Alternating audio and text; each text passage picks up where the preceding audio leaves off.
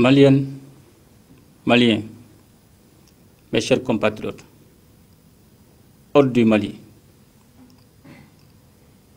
rendons grâce à Allah, le Tout-Puissant et le Tout-Miséricordieux, de nous assurer le passage à une nouvelle année.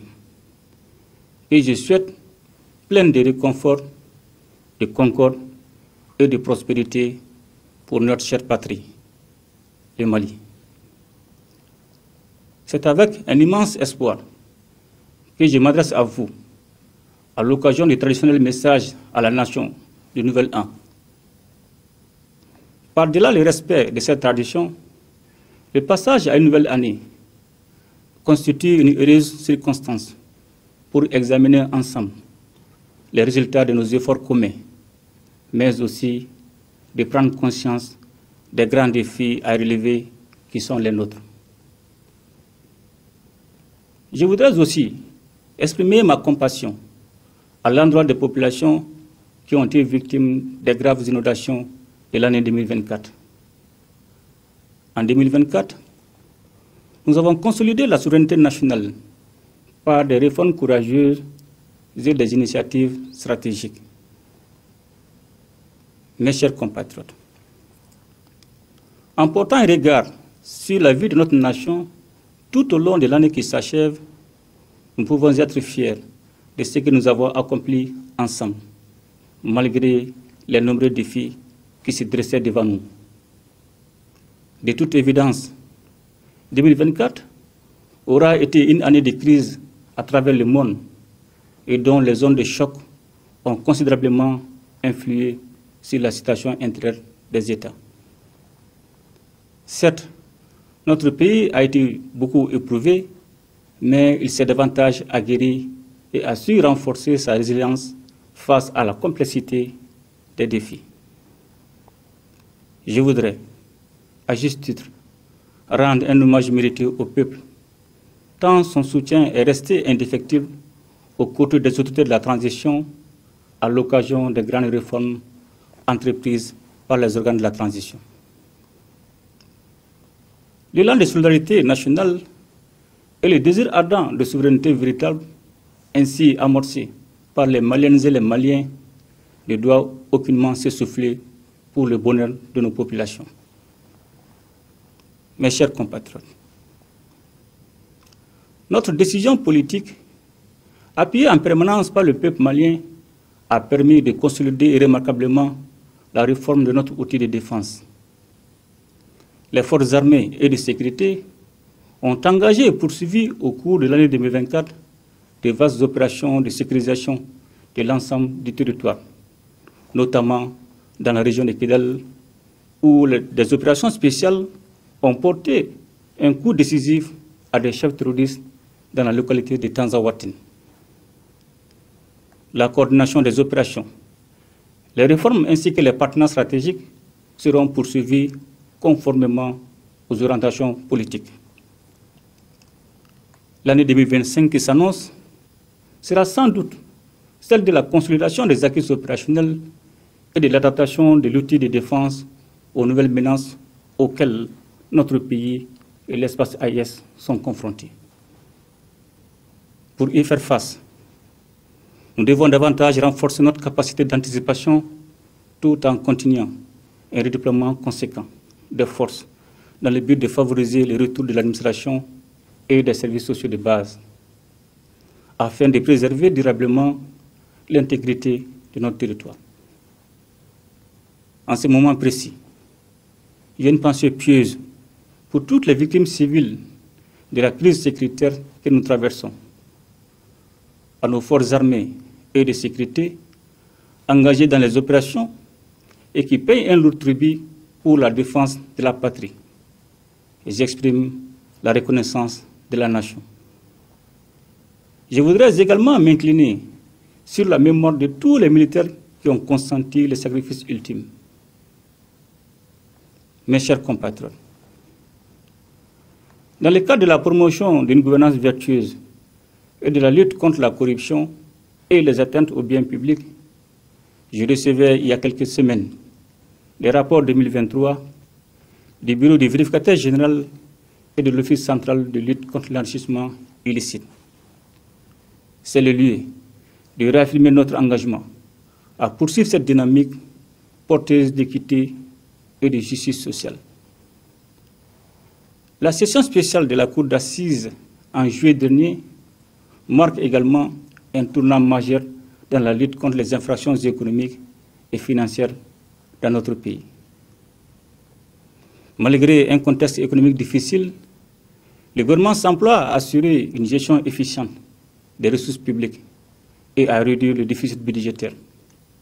Dans le même temps, il a pris des mesures fiscales incitatives à l'endroit des opérateurs économiques pour garantir l'approvisionnement correct du pays en denrées de première nécessité à un prix maîtrisé.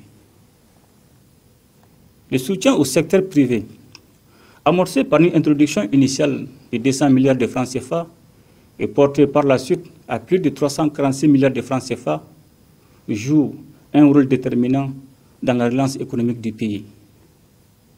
Cet appui contribue également de manière significative à la réduction de la dette intérieure, renforçant ainsi la stabilité et la résilience de notre économie. Dans cette optique, le gouvernement a décidé de renforcer la place de l'État dans des secteurs stratégiques comme les télécommunications et les banques, en devenant actionnaire majoritaire de la Sotelma et de la BNDA. Sur un autre plan, la politique de diversification du secteur minier a porté ses premiers fruits avec l'ouverture de la mine de lithium de Goulamina dans la région de Boukouni, qui figure parmi les plus grands gisements de lithium au monde. Dans le cadre de la défense des intérêts du peuple malien, les études menées dans le secteur minier ont permis de réviser l'ensemble des conventions d'établissement. C'est ainsi que les anciennes conventions ont été adaptées aux exigences du Code minier de 2023, ce qui permet d'apporter annuellement une contribution de 1022 milliards de francs CFA, soit un impact additionnel de plus de 585 milliards de francs CFA. Le gouvernement entend conforter cette dynamique afin que le secteur minier soit un véritable pourvoyeur des ressources pour financer le développement de notre pays, selon la vision 2063, dont le lancement a eu lieu cette année. Mes chers compatriotes, notre peuple, à travers le dialogue intermalien, a marqué sa constance, mais surtout sa conviction pour l'avènement d'un Mali nouveau, le Mali Koura, le Mali de nos rêves, où nos valeurs sociétales reprendront tout leur sens au profit de la construction nationale sur fond de souveraineté. Le chantier de Mali Koura, que nous bâtissons courageusement et méthodiquement, s'appuie essentiellement sur notre foi en l'avenir du Mali, avec comme objectif l'émergence d'un Malien de type nouveau, le Mali d'Inkoura, un patriote et un bâtisseur. Fort de cette conviction, nous avons lancé en avril 2024 le programme national d'éducation aux valeurs qui vise à renouer avec nos valeurs traditionnelles et à les revitaliser face à la crise multidimensionnelle qui traverse notre pays. Conformément à ma vision de donner une culture de Mali Koura à la jeunesse et à inculquer la valeur sociétale aux jeunes du Mali dans une dynamique de revitalisation culturelle de nos territoires, je décrète l'année 2025, l'année de la culture au Mali, toute chose qui participera à la renaissance culturelle de notre pays, avec nos valeurs cardinales de paix, de cohésion sociale et une promotion accrue des talents de nos artistes, avec une valorisation de notre patrimoine culturel commun.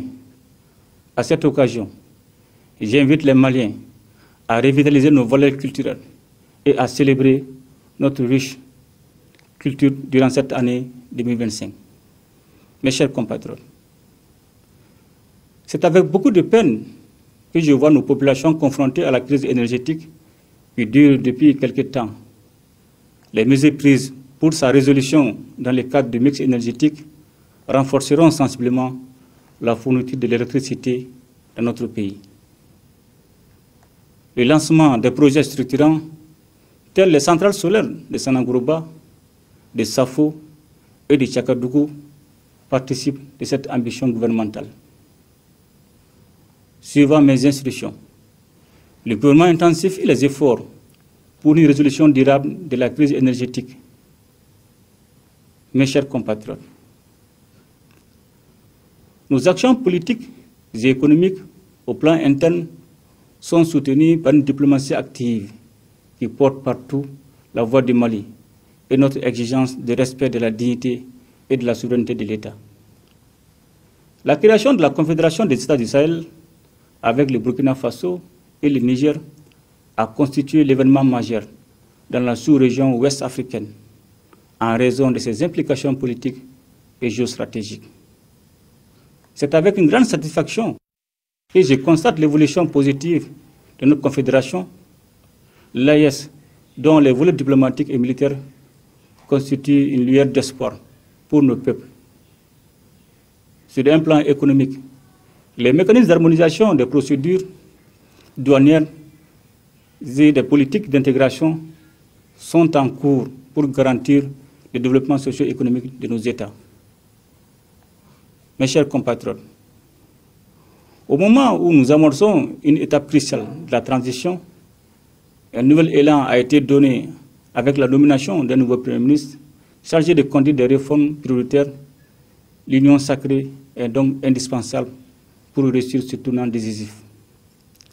C'est donc avec une grande confiance en l'avenir du Mali éternel que je souhaite à toutes et à tous une bonne et heureuse année 2025.